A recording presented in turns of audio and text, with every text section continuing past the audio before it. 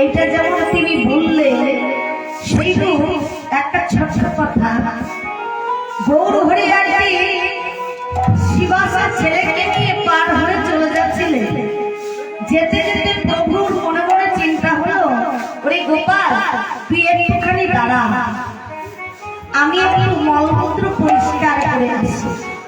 তাই মলমূত্র যখন পরিষ্কার করতে গেলে গৌর হরির বদলে এসেছেন হরিনাম। তখন কি করলেন, ওই জিহ্বাটা তিনি কামড়ে ধরেছেন। ওই ছোট শিশু 7 বছরের ছেলে সে দেখছেন আর বলছেন, আচ্ছা প্রভু, প্রভুকে জিজ্ঞেস করতে হবে তিনি দাঁতে জিহ্বাটা খাটলেন কেন, কিসের জন্য, এটা আমাকে দেখতে হবে। তাই তিনি চিন্তা করছেন, ছেলেটি চিন্তা করছেন আর বলছেন, গৌর হরি আসুন, আমি জিজ্ঞেস করব। এবার গৌর হরি যখন এসেছেন মা, গৌর হরি আসার পর গৌর হরিকে জিজ্ঞেস করছেন, প্রভু আচ্ছা আপনি একটা কথার উত্তর দিন তো প্রভু। বলে কি বলো? বলছে, আচ্ছা প্রভু, এই যে মলমূত্র পরিষ্কার করার সময় আপনি জিহ্বাটা কেন কেটেছিলেন? বলে, কেন কেটেছি জানিস গোপাল? বললেন, যখন মলমূত্র পরিষ্কার করছিলাম আমার জিহ্বায় নাম এসেছিল, তার জন্য আমি জিহ্বাটা কেটে দিয়েছিলাম। কেন কি? এই জিহ্বায় আমার সদা সর্বদাই কৃষ্ণ নাম হয়। তাই এই জিহ্বায় যদি কৃষ্ণ নাম হয়, নোংরা জায়গায় গেলে কৃষ্ণ নাম বলা যায় না। একথা যখন বললেন তখন বললেন, হ্যাঁ প্রভু, আপনি বললেন নোংরা জায়গায় কৃষ্ণ নাম বলা যায় না, একটি 7 বছরের শিশু বলছে। এবার আপনি যদি বলছেন নোংরা জায়গায় গেলে হরিনাম বলা যায় না, কেউ যদি শয়নে রয়েছে অন্তিম শয্যায়, তাহলে অন্তিম শয্যায় যদি কেউ আছে, সে কি হরিনাম গাইবে না?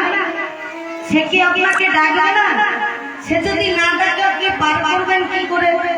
হ্যাঁ প্রভু, সে তো তাহলে শয়নে, তাহলে আপনাকে ডাকতে পারলো না।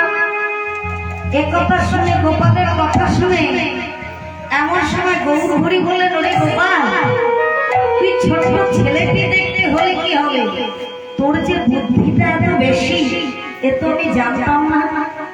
আরে তুই তোমার চৈতন্য, তোকে কি দেবো?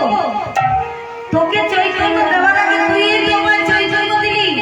ওরে গোপাল, ঠিকই বলেছিস, যদি কেউ অন্তিম শয্যায় থাকে তাহলে কেউ নাম করতে পারবে না। আজ থেকে আমি এই প্রতিজ্ঞা করলাম, এই হরিনাম লহির জগৎ সুস্থ ধরে যে যেভাবে থাকুক লইবে আমার নামের শরণ। বলছেন, যে যেখানে থাকুক, যেভাবে থাকুক না কেন, একেবারে কৃষ্ণ নামে যত পাপ হরে, এমন কোন শাস্তি নাই, পাপী কত পাপ করে।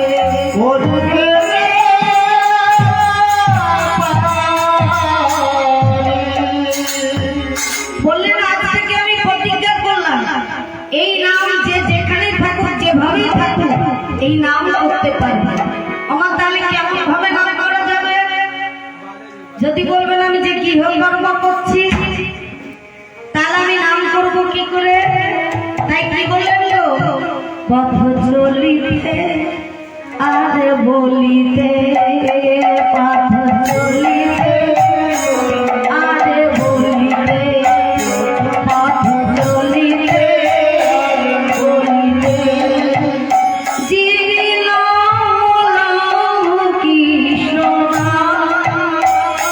হরি নাম মধুর নাম, পথ চলিতে আর বলিতে, পথ চলিতে আর বলিতে, পথ চলিতে আর বলিতে জীবিল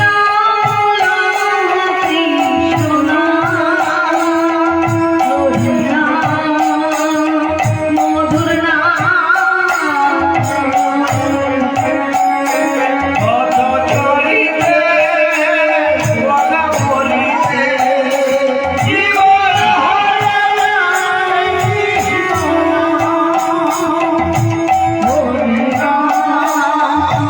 কৃষ্ণ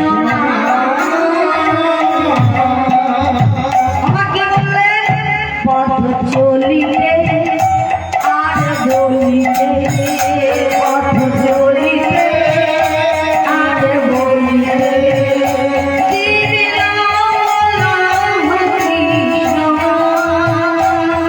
হরি নাম মধুর নাম, পথ চলিতে আর বলিতে, পথ চলিতে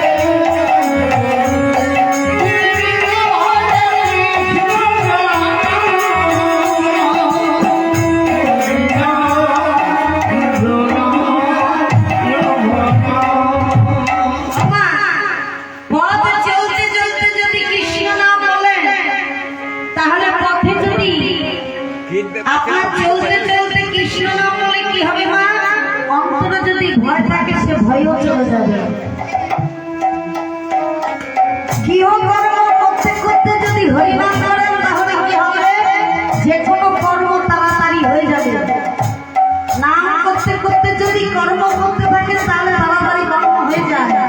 তাহলে এই নামের এমন গুণ রয়েছে। তাই আমরা ভাবে এসেছি হরিনাম বলবো বলে, আর বলবো বলে যদি বলতে না সময় পাই, তাহলে আমাদের কি করতে হবে? ওই পথ চলতে কথা বলতে দিন কাটাতে হবে। কারণ আমাদের সম্মুখে তো অন্ধকারেই শুধু দেখতে পাই। আলোর নিশানা পাবো কি করে যদি হরিকে না ডাকি? আলোর নিশানাটা আসবে কোথা থেকে? একমাত্র হরিকে স্মরণ করলেই আমরা আলোর নিঃশ্বাস পেতে পারি। তাহলে ভগবান বললেন আমার শরণাগত হও, আমার শরণে যে আছে আমি তার সর্ব পাপ হরণ করি। তাহলে কিভাবে? একটা ছোট্ট প্রমাণ দিই। আমার এক গরিব দুঃখিনী মা, এক গরিব দুঃখিনী মা, তার একটি মাত্র শিশু। এবার সেই শিশুটি মা কি করেছে? প্রত্যেকদিন শিশুটিকে স্কুলে ভর্তি করেছে। মা আমার লোকের বাড়িতে কাজ করেন গো, লোকের বাড়ি কাজ করে বলছেন ছেলেকে পড়ালেখা শেখাতে হবে। কারণ যদি ছেলে পড়ালেখা না শেখে, বুদ্ধিমান না হয়, তাহলে কি করে চলবে? তাই ছেলেকে পড়ালেখা শেখানোর জন্য তিনি কি করেছেন? ছেলেকে স্কুলে ভর্তি করলেন। আর মা আমার লোকের বাড়ি কাজ করতে যায়, ছেলে